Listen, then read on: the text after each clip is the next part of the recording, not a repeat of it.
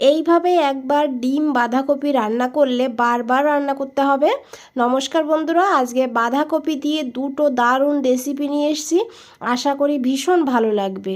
চলুন তাহলে দেখে নেওয়া যাক। প্রথমেই দেখুন একটা মিডিয়াম সাইজের বাঁধাকপি নিয়েছি। আর বাঁধাকপিটাকে কেটে আমি এইভাবে অর্ধেক বাঁধাকপি প্রথমে নিয়েছি। তো এই অর্ধেক থেকে পুরোটা কিন্তু রান্না করব না, আমি দেখিয়ে দেবো কতটা নিয়েছি। তো বাঁধাকপিটাকে কাটার আগে খুব ভালো করে ধুয়ে নিতে হবে, তারপরে এইভাবে কেটে নিতে হবে। তো একটু বড় কাটলেও অসুবিধা হবে না।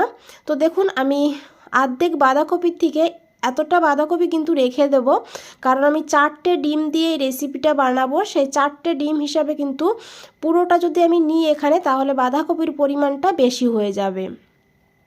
তো বাঁধাকপিটাকে কেটে আমি একটা মিক্সার গ্রাইন্ডারে নিয়ে নিয়েছি। সঙ্গে নিয়েছি একটা কাঁচা লঙ্কা, আর তারপরে নিয়েছি 4 কোয়া রসুন আর 2 টুকরো আদা। এখন এটাকে বেটে নিতে হবে, তবে জল দেওয়া যাবে না, জল ছাড়াই কিন্তু বাঁধাকপিটাকে এইভাবে দেখুন পেস্ট করতে হবে। তো এইভাবে বাঁধাকপিটাকে পেস্ট করে বাঁধাকপিটাকে সাইডে রেখে দেব। আর এদিকে আমি নিয়েছি 4টে ডিম, তবে ডিমের পরিমাণটা আপনারা বাড়িয়েও নিতে পারেন। আর ডিমগুলোকে এইভাবে আমি একটা বাটিতে নিয়ে নিয়েছি। আর এখন এই ডিমের মধ্যে দিয়ে দিচ্ছি লবণ পরিমাণ মতন, আর দিয়ে দেবো এখানে হলুদের গুঁড়ো পরিমাণ মতন, আর দিচ্ছি এখানে বেটে রাখা বাঁধাকপি। বন্ধুরা, এইভাবে একবার বাঁধাকপি রান্না করে খেয়ে দেখুন।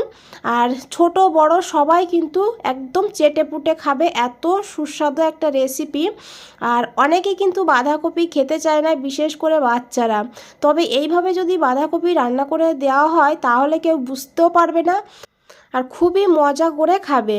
তো দেখুন বাঁধাকপি দেওয়ার পর আমি দিয়েছি একটা পেঁয়াজটাকে এইভাবে লম্বা লম্বা করে কেটে নিয়েছি। আর এখন খুব ভালো করে মিশিয়ে নিতে হবে, সমস্ত উপকরণ যেন ভালোভাবে মিশে যায়। তো এইভাবে দেখুন আমি খুব ভালো করে মিশিয়ে নিয়েছি। এইদিকে আমি একটা ফ্রাই প্যান বসিয়ে দিয়েছি 1/2 চামচ সর্ষের তেল। রান্নাটা আমি সর্ষের তেলেই করব। তেলটা দিয়ে ভালো করে সব জায়গায় লাগিয়ে দিতে হবে, তারপরে ভালো করে গরম করে নিতে হবে। আর গ্যাসের ফ্লেমটা এখন লোতে রেখে এইভাবে এই ডিম আর বাঁধাকপির মিশ্রণটা দিয়ে দিতে হবে, তবে খুব বেশি দেবেন না। এই অমলেটটা কিন্তু খুব মোটাও হবে না, আবার একদম পাতলাও হবে না, সেইভাবে কিন্তু দিতে হবে। তারপরে চামচ দিয়ে এইভাবে একটু ছড়িয়ে দিতে হবে। আর এক সাইড এইভাবে ভাজা হলে তারপরে বন্ধুরা এইভাবে এটাকে রোল করে নিতে হবে, ঠিক যেমন অমলেট বানাতে হয় ঠিক সেইভাবে কিন্তু এইভাবে ভাজ করতে হবে। তবে উপরের সাইডটা একটু মানে কাঁচা কাঁচা থাকবে, তখনই করতে হবে। একদম যদি উপরের সাইডটা ড্রাই হয়ে যায় তখন কিন্তু আবার লাগতে চাইবে না। তো এইভাবে রোল করে দেখুন ভালো করে ভেজে নিতে হবে। আর তারপরে আমি এইভাবে কেটে নেব, মাঝখান থেকে এইভাবে একবার কেটে নেব, যাতে এই গ্রেভির ফ্লেভারটা খুব ভালোভাবে ডিমের ভিতরে ঢুকে যায়।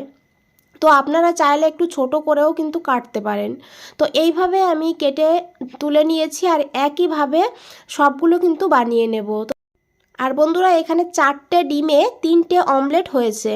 আর অমলেটগুলো আমি বানিয়ে নেব। এদিকে দেখুন আমি একটা মশলা বানিয়ে নেব। তো তার জন্য নিয়েছি 2টো কাঁচা লঙ্কা, 1 ইঞ্চি আদা, 10 কোয়া রসুন আর 2টো ছোটো সাইজের পেঁয়াজ এইভাবে কেটে নিয়েছি। তো যে জারে আমি বাঁধাকপিটাকে বেটেছিলাম সেই জারটাই কিন্তু নিয়ে নিয়েছি।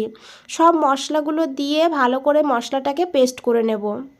এদিকে আমার অমলেটটা কিন্তু হয়ে গিয়েছে। আর এই যে লাস্ট অমলেটটা এইভাবে এইভাবে ভাঁজ করে নিতে হবে, আর তারপরে মাঝখান থেকে কেটে নিতে হবে।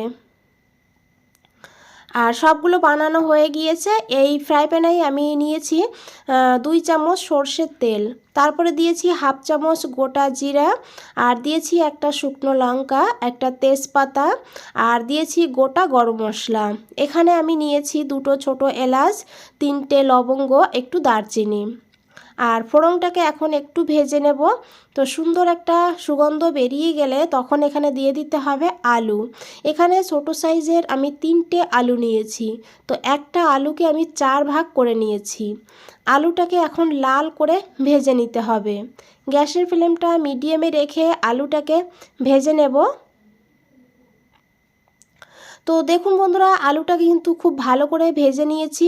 এইভাবে আলুটাকে খুব ভালো করে ভেজে নিয়ে রান্না করলে স্বাদটাও আলুর দারুণ হবে। এখন এখানে দিয়ে দিতে হবে বেটে রাখা মশলা, পেঁয়াজ, রসুন, আদা আর কাঁচা লঙ্কা। আর এই মশলাটাকে এখন ভালো করে কষিয়ে নিতে হবে, যাতে এই পেঁয়াজ, রসুন, আদার কাঁচা গন্ধ না থাকে। একটু সময় নিয়ে মশলাটাকে কষিয়ে নেব।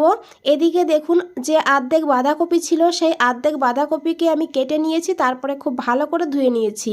এদিকে একটা কড়াইতে জল গরম দিয়ে দিয়েছিলাম, আর সেই জলের ভেতরে দিয়ে দিয়েছি বাঁধাকপি, আর দিয়েছি দুটো টমেটো।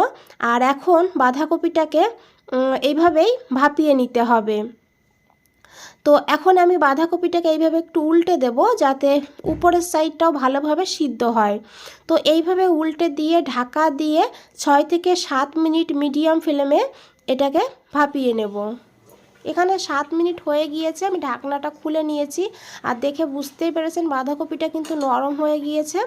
এখন গ্যাসের ফ্লেমটা অফ করে দিতে হবে, আর তারপরে জলটা ফেলে এই বাঁধাকপি আর টমেটোকে ঠান্ডা করে নিতে হবে। এদিকে দেখুন বন্ধুরা, মশলাটা ভালোভাবে কষিয়ে নিয়েছি, পেঁয়াজ, আদা, রসুনের কাঁচা গন্ধও কিন্তু আর নেই এখানে। এখন খুব ভালো করে একবার মিশিয়ে নেব, আর এখন এখানে কিছু গুঁড়ো মশলা যোগ করব।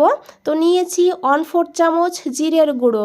যেহেতু ডিমের তরকারি আর বাঁধাকপিও আছে সঙ্গে, খুব বেশি মশলা হলে খেতে কিন্তু ভালো হবে না, তাই মশলার পরিমাণটা অল্পই দিতে হবে।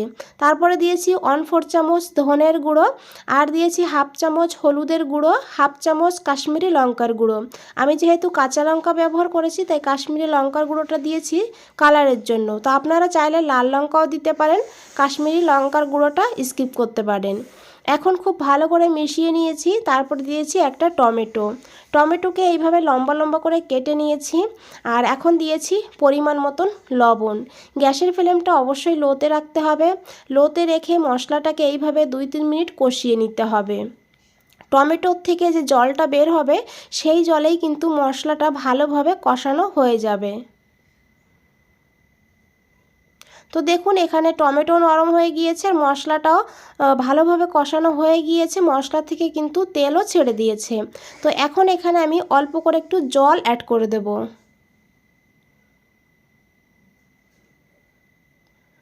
জলটা দিয়ে খুব ভালো করে মিশিয়ে নেব, আরও 2 মিনিট এইভাবে কষিয়ে নেব। এইভাবে আলুর সঙ্গে মশলাটা কষালে সময়ও কম লাগবে, আর আলুটাও কিন্তু এদিকে সিদ্ধ হয়ে যাবে। মশলাটা এখানে ভালোভাবে কষিয়ে নিয়েছি। এখন এখানে দিয়ে দিতে হবে জল। তো যেমন গ্রেভি রাখবেন আপনারা, সেইভাবে কিন্তু জলটা অ্যাড করবেন। তো এখানে আমি আমার প্রয়োজন মতন জল নিয়ে নিয়েছি, আর অবশ্যই এখানে গরম জল অ্যাড করবেন। জল দিয়ে খুব ভালো করে মিশিয়ে নিয়েছি। তারপরে যখন গ্রেভিটা ফুটে উঠেছে, ঢাকা দিয়ে মিডিয়াম ফ্লেমে 5 মিনিট রান্না করে নিয়েছি। 5 মিনিট পর ঢাকনাটা খুলে নিয়েছি। এখন একবার খুব ভালো করে মিশিয়ে নিতে হবে।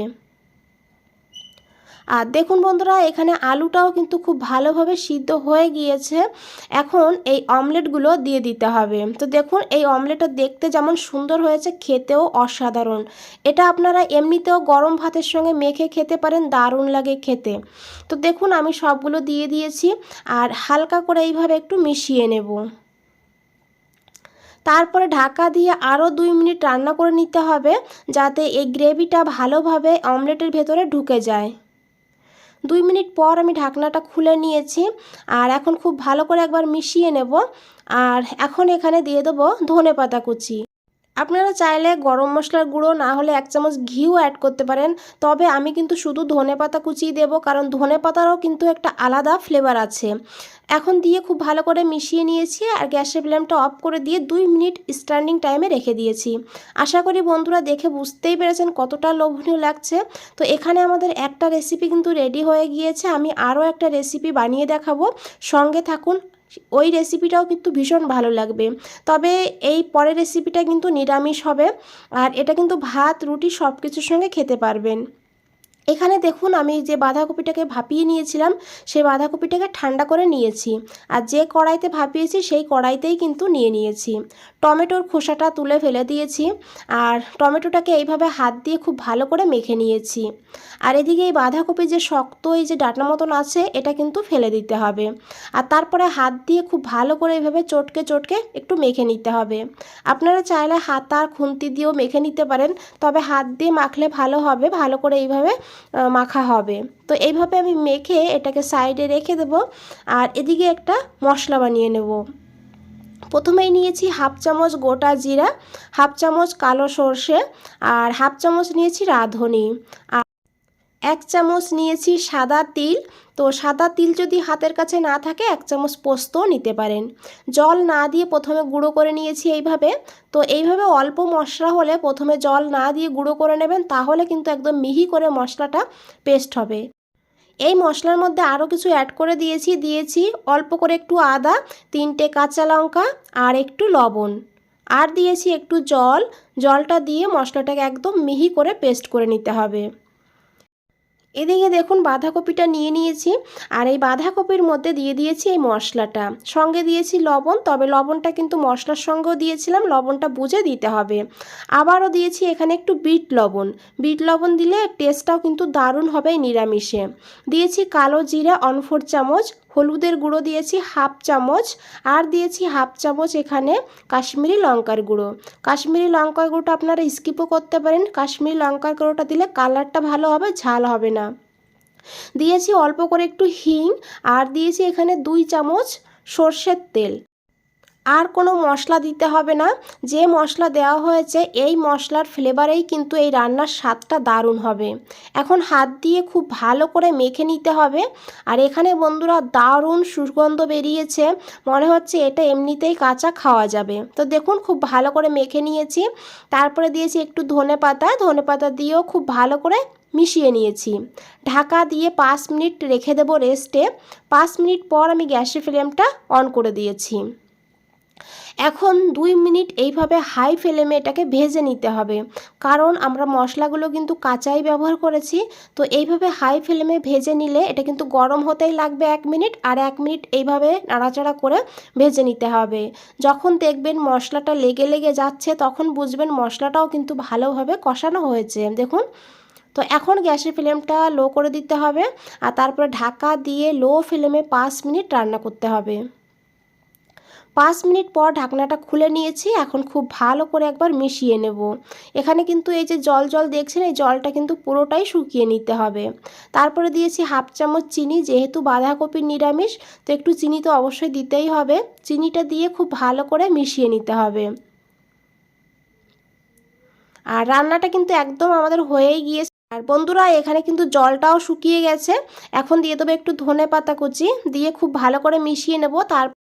তারপরে 1 চামচ সর্ষের তেল দিয়ে খুব ভালো করে মিশিয়ে গ্যাসের ফ্লেমটা অফ করে দিতে হবে। 2 মিনিটের জন্য স্ট্যান্ডিং টাইমে রেখে দিতে হবে।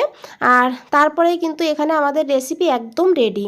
বন্ধুরা রেসিপিটা ভালো লাগলে অবশ্যই একটা লাইক করে দেবেন। নতুন বন্ধুদের বলছি, চ্যানেলটা এখনও সাবস্ক্রাইব করে না রাখলে চ্যানেলটা সাবস্ক্রাইব করে পাশে থাকুন। নিচে বেল আইকনটা আছে, প্রেস করে রাখুন। যখনই আমি নতুন কোনো রেসিপি দেবো সবার আগে আপনাদের কাছেই পৌঁছে যাবে। আর বন্ধুরা আশা করি দেখে বুঝতেই পেরেছেন কতটা লোভনীয় লাগছে। এটা ভাত রুটি সব কিছুর সঙ্গেই খেতে পারবেন।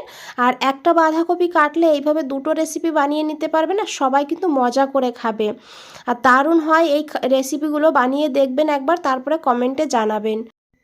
বন্ধুরা আজ তাহলে এই পর্যন্তই, ফিরে আসছি নতুন কোনো রেসিপি নিয়ে। ভালো থাকবেন, সুস্থ থাকবেন, সবাইকে অনেক অনেক ধন্যবাদ।